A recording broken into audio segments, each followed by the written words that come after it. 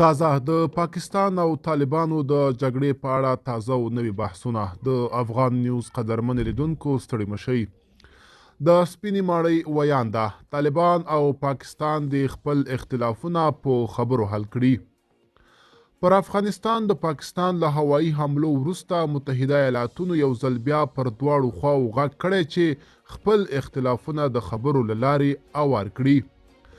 د سپینې ماڼۍ ویاندې کرنجان پیر بیګا له طالبانو وغوښتل چې دا خبره یقیني کړي چې د افغانستان له خاورې به تروریستي حملې نه کیږي.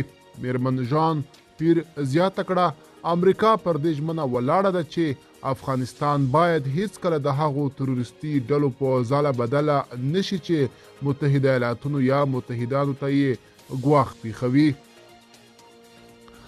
د سپینې ماڼۍ ویاندې د پاکستان په بمبارۍ کې د ملکي وګړو پر تلفاتو خفګان خود، خو په څنګ کې یې له طالبانو غوښتنه وکړه چې له خپلو قلملو څخه د تروریستي حملو مخه ونیسي.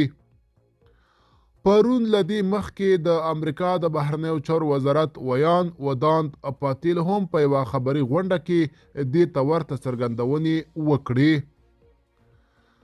د طالبانو حکومت د امریکایي چارواکو د څرګندونو په اړه څه نه دی ویلي، خو پرون د پاکستان له هوایي حملو وروسته یې وویل چې د ځوابي اقداماتو په ترڅ کې د پاکستان پوځي اډې په نښه کړي دي.